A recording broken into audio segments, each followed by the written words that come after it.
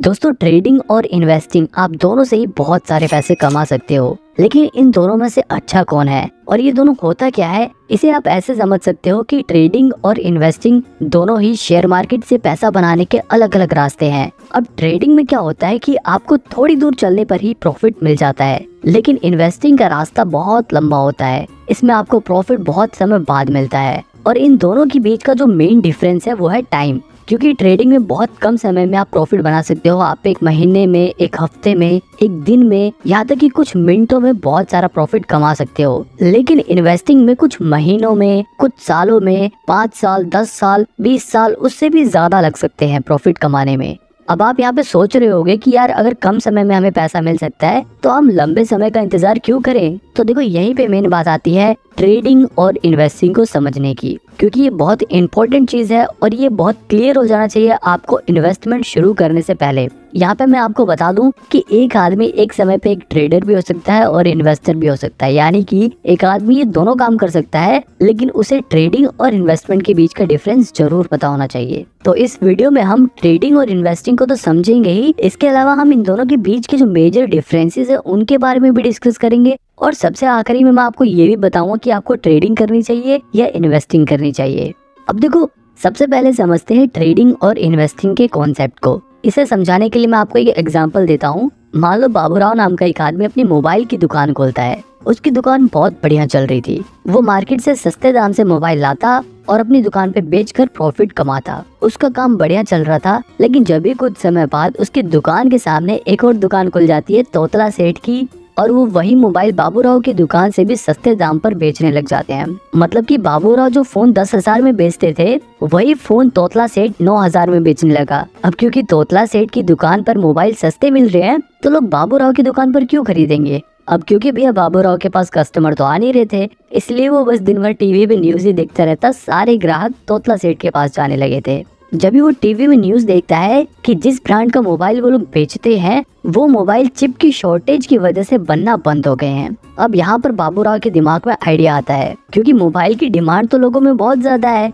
लेकिन मैन्युफैक्चरिंग ना होने की वजह से अब उसकी सप्लाई बंद हो जाएगी। अब यहाँ पर देखो, बाबूराव दो काम कर सकता है। पहला ऑप्शन ये है कि वो रोज सवेरे उठते ही सबसे पहले तोतला सेठ की दुकान पर जाकर उसके सारे फोन 9,000 में खरीद ले और उन्हें अपनी दुकान पर वापस 10,000 में बेचकर प्रॉफिट कमाए। दूसरा तरीका ये है कि वो रोज सवेरे तोतला सेठ की दुकान पर जाकर उसके सारे मोबाइल खरीद ले और उन्हें अपने वेयर हाउस में स्टोर करके रखे, उन्हें बेचे नहीं। इसी तरह वो कुछ महीने अपने पास उन फोन्स को स्टोर करके रखे और जैसे ही उस फोन का प्राइस मार्केट में बढ़ जाए और उसकी डिमांड मार्केट में बढ़ जाए, वो उन फोन को 10,000 की जगह 12,000 में बेचकर ज्यादा प्रॉफिट कमाए। अब यहाँ पर देखो, ट्रेडिंग और इन्वेस्टिंग को समझो। बाबूराव जब डेली फोन सस्ते में खरीद कर उन्हें बेच रहा था तो वो ट्रेडिंग कर रहा था, लेकिन जब बाबूराव ने फोन को कुछ महीनों के लिए स्टोर करके रखा और जैसे उनका प्राइस बढ़ा, उसने जब बेचा तो उसने इन्वेस्टिंग करी, क्योंकि वो डेली चीजों को सेल नहीं कर रहा बल्कि वो उन्हें कुछ महीनों बाद कर रहा है। बिल्कुल इसी तरह ट्रेडिंग और इन्वेस्टिंग वर्क करती है।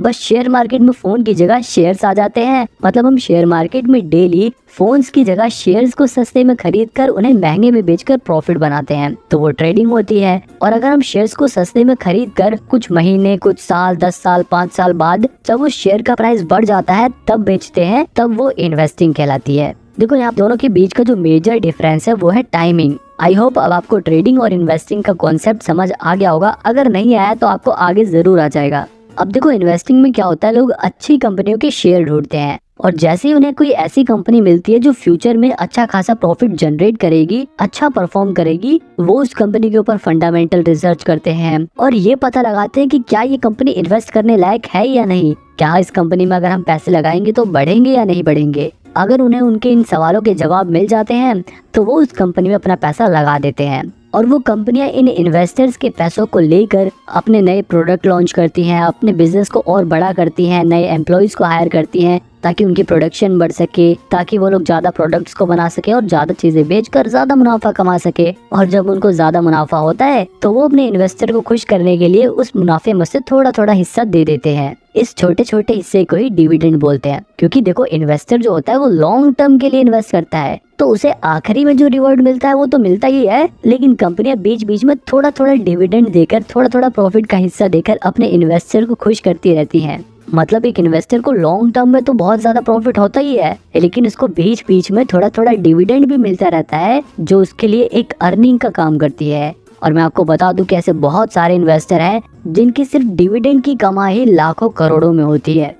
वही दूसरी तरफ जो ट्रेडिंग होती है उसमें जो ट्रेडर होते हैं उन्हें इस बात से कोई भी फर्क नहीं पड़ता कि कंपनी क्या काम करती है, कंपनी प्रॉफिट कमाती है या नहीं कमाती, कंपनी का मैनेजमेंट कैसा है। वो फंडामेंटल एनालिसिस पर ध्यान नहीं देते। एक ट्रेडर सबसे ज्यादा ध्यान देता है टेक्निकल एनालिसिस पे, वो चार्ट एनालिसिस पे ध्यान देता है, वो शेयर्स के प्राइस को ट्रैक करता है कि शेयर का प्राइस कब घट रहा है कब बढ़ रहा है, वो उसमें अपॉर्चुनिटीज ढूंढता है। मतलब एक ट्रेडर का काम ऐसा होता है कि वो रोज सवेरे उठते ही सबसे पहले मार्केट खुलते ही किसी भी एक कंपनी का शेयर उठा देगा और उसके प्राइस की मूवमेंट को ट्रैक करेगा। अगर उस ट्रेडर को टेक्निकल और चार्ट एनालिसिस करने के बाद ये लगता है कि शेयर का प्राइस बढ़ेगा तो वो उसे कम रेट पर खरीद लेगा और जैसे उस शेयर का प्राइस बढ़ेगा उसे बेचकर प्रॉफिट कमा लेगा। जबकि इन्वेस्टमेंट में क्या था, जो इन्वेस्टर था वो शेयर को सस्ते में खरीद कर उसे कई साल बाद बेचता है जब उसका प्राइस बढ़ जाता है। अब आपको ये समझ आ गया होगा कि एक ट्रेडर कैसे काम करता है और एक इन्वेस्टर काम कैसे करता है। अब देखो इनके बारे में मैं और डिटेल में नहीं जाऊंगा वरना वीडियो बहुत बड़ी हो जाएगी। अब सीधे हम डायरेक्ट इनके डिफरेंस के बीच में आते हैं, इन दोनों के बीच के अंतर के बारे में बात करते हैं।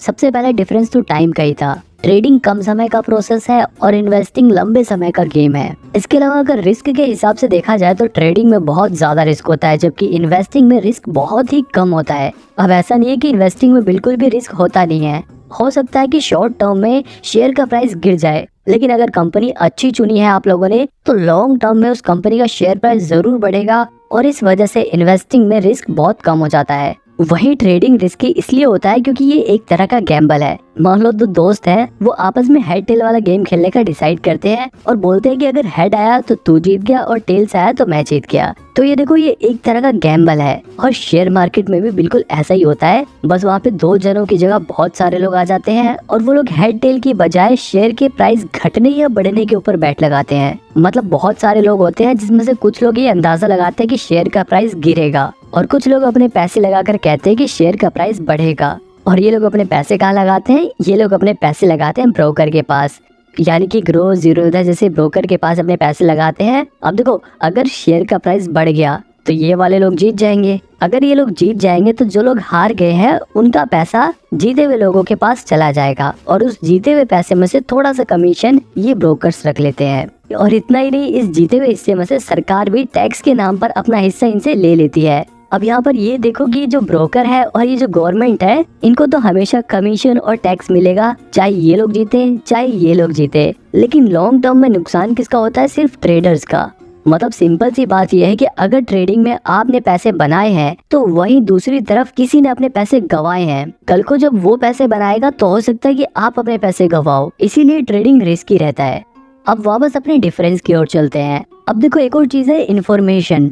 ज्यादातर लोग ट्रेडिंग करते हुए प्राइस घटेगा या बढ़ेगा इस बात का पता लगाने के लिए टेक्निकल एनालिसिस करते हैं। वहीं अगर बात करें इन्वेस्टिंग की तो यहाँ पर इन्वेस्टर इस बात का पता लगाने के लिए कि कंपनी का शेयर प्राइस फ्यूचर में बढ़ेगा या नहीं बढ़ेगा, कंपनी फ्यूचर में ग्रो करेगी या नहीं करेगी, इसके लिए इस्तेमाल करते हैं फंडामेंटल एनालिसिस का। अब अगर आपको ये फंडामेंटल एनालिसिस सीखना है आप मेरी ये वाली वीडियो देख सकते हो, इसमें मैंने डिटेल में फंडामेंटल एनालिसिस को समझाया है। अब देखो एक और चीज है स्ट्रेस। जो ट्रेडिंग वाला बंदा होता है वो हमेशा स्ट्रेस में रहता है। अगर उसको प्रॉफिट हो गया तब तो वो पूरे दिन खुश रहेगा, लेकिन अगर उसको लॉस हो गया तो उसके दिमाग में पूरे दिन वही बात घूमती रहती है। ट्रेडिंग करते वक्त हर पल उसे बहुत टेंशन रहती है। अगर शेयर प्राइस गिर गया तो उसकी सांसें फूलने लगती हैं और जैसे शेयर प्राइस बढ़ने लग गया तो एकदम खुश होने लगता है। तो कहने का मतलब ये है कि ट्रेडिंग में बहुत ज्यादा स्ट्रेस रहता है जबकि इन्वेस्टिंग में स्ट्रेस बिल्कुल नहीं रहता, क्योंकि ये एक लॉन्ग टर्म प्रोसेस है। हो सकता है कुछ समय के लिए आपके शेयर प्राइस गिर जाए, लेकिन अगर आपने कंपनी अच्छी चुनी है तो फिर महीने बाद, एक साल बाद, कुछ साल बाद शेयर प्राइस जरूर बढ़ेगा और फ्यूचर में आपको प्रॉफिट होगा। अब देखो ट्रेडिंग वाला बंदा हरदम शेयर के बारे में देखता रहता है, लेकिन इन्वेस्टिंग वाला बंदा आराम से एक बार इन्वेस्ट कर देगा और फिर कुछ टाइम बाद अपना देखेगा इन्वेस्टमेंट, अच्छा हाँ मेरा शेयर प्राइस जितना बढ़ गया या इतना गिर गया, फिर दोबारा बंद कर लेगा, क्योंकि उसे बेचना नहीं है, उसने लॉन्ग टर्म के लिए इन्वेस्ट कर रखा है। फिर कुछ समय बाद वो दोबारा से खोल के देखेगा कि हाँ भाई अब तो आज मेरे शेयर प्राइस बढ़ गए, वो कम देखेगा और इसको कम टेंशन होगी। लेकिन ट्रेडर को हर पल टेंशन रहती है, प्रॉफिट होने के बाद भी और लॉस होने के बाद तो ऑब्वियसली रहती है। एक और सवाल है कि ट्रेडिंग में ज्यादा पैसे हैं या इन्वेस्टिंग में। अब देखो इस सवाल का जवाब बड़ा ही मुश्किल है, क्योंकि ट्रेडिंग में आप बहुत कम समय में बहुत ज्यादा पैसा कमा सकते हो, लेकिन इन्वेस्टिंग में आप ज्यादा समय में इतना ज्यादा प्रॉफिट कमा सकते हो कि कोई सोच भी नहीं सकता। क्योंकि इन्वेस्टिंग में कंपाउंडिंग अपना असर दिखाती है और पैसा बढ़ते बढ़ते बढ़ते बहुत ज्यादा बढ़ जाता है। वही अगर ट्रेडिंग की बात करें तो ट्रेडिंग में एक प्लस पॉइंट ये है कि आप ट्रेडिंग को कम पैसे में भी कर सकते हो, यानी कि आप कम पैसा लगा कर भी प्रॉफिट जनरेट कर सकते हो। लेकिन अगर इन्वेस्टिंग की बात करें तो सिर्फ आप 1000-2000 लगा के बहुत सारा पैसा कमा नहीं सकते। आप ट्रेडिंग में 1000-2000 लगाकर 5-10 हजार रुपए का मुनाफा कमा सकते हो, लेकिन जैसे कि मैंने बताया था कि रिस्क यहाँ पे ज्यादा होता है। ट्रेडिंग में आपके ये भी चांसेस है कि आप अपने 1000-2000 रुपए गवा दो, लेकिन इन्वेस्टिंग में आपके 1000-2000 रुपए कुछ कम हो सकते हैं। अगर आपने बिल्कुल ही खराब कंपनी चुन ली तो हो सकता है कि आपके पैसे कुछ कम हो जाए, लेकिन पूरे कभी खत्म नहीं होंगे। बहुत ज्यादा गिरने लग गए तो आप उसे बेच सकते हो। तो मतलब ट्रेडिंग बहुत ज्यादा रिस्की है, लेकिन आप ट्रेडिंग में कम पैसे से भी ज्यादा पैसा कमा सकते हो। बात करें एक्सपेंस की, अगर आप ट्रेडिंग करते हो तो आपको ज्यादा चार्जेस देने पड़ेंगे, लेकिन अगर आप इन्वेस्टिंग करते हो, आप डिलीवरी में शेयर्स को खरीदते हो, तो आपको ब्रोकरेज कम देना पड़ेगा, यानी कि कम चार्जेस देने पड़ेंगे। जैसे कि मैंने आपको ऊपर वाले एग्जांपल में बताया था कि लोग ट्रेडिंग में बहुत सारी ट्रांजैक्शन करते हैं, इसलिए उनके ऊपर चार्जेस लगकर बहुत ज्यादा चार्जेस हो जाते हैं। लेकिन इन्वेस्टिंग में लोग एक बार शेयर खरीद लेते हैं तो उसे कई सालों बाद बेचते हैं, इसलिए उसके ऊपर चार्जेस बहुत कम लगते हैं। अगर लर्निंग की बात करें कि आप लोग ट्रेडिंग जल्दी सीख सकते हो या इन्वेस्टिंग जल्दी सीख सकते हो, अब देखो ये दोनों ही बड़ी कॉम्प्लेक्स चीजें हैं, पर मेरा ऐसा मानना है कि इन्वेस्टिंग सीखना ज्यादा आसान है एज कम्पेयर टू ट्रेडिंग, क्योंकि ट्रेडिंग बहुत ही रिस्की है। ट्रेडिंग में जो प्रोफेशनल लोग होते हैं सिर्फ वही पैसा बना पाते हैं, और जो नए लोग होते हैं उनमें से 90% लोग अपना 90% पैसा 90 दिनों के अंदर ही गवा देते हैं। अब अगर ब्रोकरेज चार्जेस की बात करें तो चाहे ट्रेडिंग हो या इन्वेस्टिंग हो, दोनों में ही जो ब्रोकरेज चार्जेस होते हैं वो हर ब्रोकर अपने हिसाब से अलग अलग चार्ज करता है। अगर बात करें ट्रेडिंग की तो यहाँ पर ब्रोकरेज चार्जेस 0.03% से लेकर मैक्सिमम 20 रुपीज पर ट्रांजैक्शन होता है ज्यादातर ब्रोकर्स का। इसके अलावा एम स्टॉक जैसे कुछ ब्रोकर तो ऐसे भी हैं जिनके पास 1000 रुपए से लेकर 2000 रुपए तक का प्लान होता है, जिन्हें खरीदने पर आपका लाइफ टाइम ब्रोकरेज चार्जेस नहीं लगेगा। लेकिन यहाँ पर ध्यान देने वाली बात यह है कि सिर्फ ब्रोकरेज चार्जेस नहीं लगेगा। इसी तरह अगर आप इन्वेस्टमेंट करते हो यानी कि डिलीवरी में शेयर्स को खरीदते हो, तो वहाँ पर भी जो ब्रोकरेज चार्जेस होता है वो 0.003% से लेकर 20 रुपीज मैक्सिमम पर ट्रांजैक्शन होता है। हालांकि डिलीवरी में भी जीरो था, जैसे कुछ ब्रोकर ऐसे हैं जो 1 भी रुपए ब्रोकरेज चार्जेस नहीं लेते, लेकिन इन ब्रोकर्स के पास आपको लगभग 300-350 रुपए अकाउंट मेंटेनेंस चार्जेस देने होते हैं हर साल।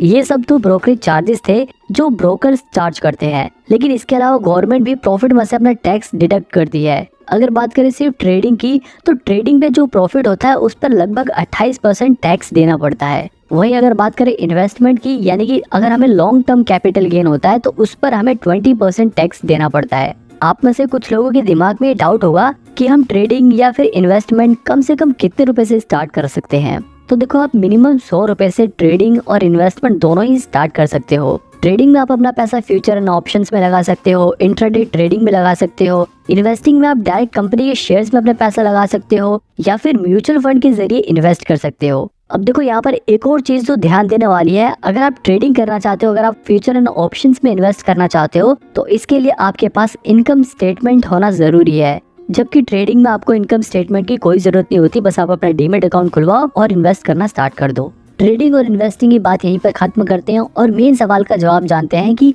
आखिर आपको क्या करना चाहिए, आपको ट्रेडिंग करनी चाहिए या इन्वेस्टिंग करना चाहिए।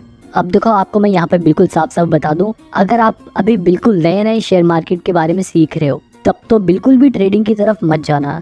कभी आप ऐसा सोचो कि आप 1000-2000 रुपए लगा के उसे 5-10 हजार रुपए बना लोगे और फिर 5-10 हजार को 1 लाख करोगे और फिर 1 लाख को 1 करोड़, ऐसे करके आप बहुत सारे पैसे कमा लोगे। ऐसा नहीं होता। अगर आप बिल्कुल नए नए शेयर मार्केट में आए हो, पहली बारी बेशक आप कुछ पैसे बना लो, लेकिन उसके बाद आप अपने पैसे जरूर गवाओगे और वहीं पर आप डीमोटिवेट हो जाओगे। तो इसलिए पहले शेयर मार्केट्स के बेसिक्स को सीखो इन्वेस्टिंग के जरिए। आप डिलीवरी में शेयर्स को खरीदो, उनकी मूवमेंट को ट्रैक करो। आपको धीरे धीरे जब एक्सपीरियंस होने लगेगा, आपको धीरे धीरे जब ये पता लगने लग जाएगा कि शेयर मार्केट कैसे वर्क करता है, तब आप धीरे धीरे अपना ट्रेडिंग में कदम रख सकते हो। लेकिन एकदम से ही ट्रेडिंग मत करने लग जाना। यहाँ पर आप ये ध्यान रखना कि जब आप ट्रेडिंग सीख रहे हो तो उस समय ज्यादा पैसे नहीं लगाने आपको ट्रेडिंग में। आपको कम पैसे से शुरुआत करनी है और जैसे जैसे आपका एक्सपीरियंस बढ़े वैसे वैसे आप अपने पैसे बढ़ा सकते हो। यहाँ पर एक और बात ध्यान देने वाली है कि शुरुआत में जब आप ट्रेडिंग सीख रहे हो तो ऐसा ब्रोकर चुनना जिसका यूजर इंटरफेस आसान हो और वहाँ पर अकाउंट मेंटेनेंस चार्जेस या फिर प्लेटफॉर्म चार्जेस ना लगे, और जिनके ऐप का यूजर इंटरफेस इतना बढ़िया हो कि आप जब भी ट्रेडिंग या इन्वेस्टिंग करो तो आपकी साइट क्रैश ना हो जाए और आपके पैसे ना अटक जाए। आप इसके लिए शुरुआत में एंजल वन जैसे ब्रोकर के जरिए ट्रेडिंग करना स्टार्ट कर सकते हो, और अगर आपके पास थोड़े पैसे आ जाए तो आप जीरोधा, एंजल वन, अपस्टॉक में से किसी में भी डीमैट अकाउंट खोल के ट्रेडिंग स्टार्ट कर सकते हो। लेकिन मैं आपको फिर भी सजेस्ट करूंगा कि आप ट्रेडिंग जब ही करना जब आप खुद के पैसे कमाने लग जाओ और अपने पैसे गंवाने का रिस्क ले सको, क्योंकि बहुत सारे ऐसे लोग हैं जिन्होंने अपना पैसा गंवाया भी है। लेकिन आपको हमेशा पॉजिटिव साइड सोच के चलनी है। चाहे आप इन्वेस्टिंग करो चाहे ट्रेडिंग करो, आपको यकीन रखना है कि हाँ मैं प्रॉफिट अर्न कर सकता हूँ। और अगर आप एक सैलरीड पर्सन, आप हर महीने कमाते हो, आपका मेन मकसद सिर्फ अपने पैसों को भविष्य में सिर्फ बढ़ाना है, तो ऐसे लोग सिर्फ इन्वेस्टिंग कर सकते हैं। वो लोग म्यूचुअल फंड में अपने पैसे लगा सकते हैं, उन्हें ट्रेडिंग